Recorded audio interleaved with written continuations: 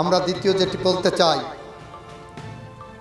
আমরা ধানের শীষের ভোট করব 28শে ডিসেম্বর। আমরা আগামী 28শে ডিসেম্বর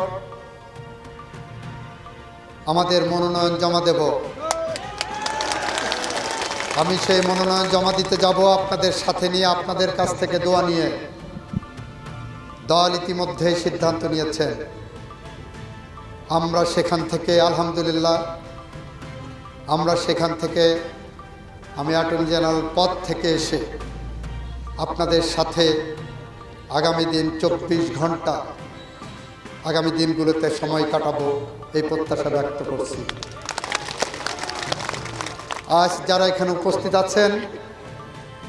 উপস্থিত হয়েছেন, অনেকের সাথে হয়তো আজকে দেখা হবে না, হাত মিলানো হবে না, কিন্তু আমি কথা দিচ্ছি 28শে ডিসেম্বরের পরের থেকে আমি 24 ঘন্টা আপনাদের মাঝে থাকব, পাশে থাকব, সবার সাথে আমি হাত মিলাবো, পাশে দাঁড়াবো, বুক মিলাবো, কথা বলবো, কেউ বঞ্চিত হবেন না। আমাদের পক্ষে ভোট চাওয়ার জন্য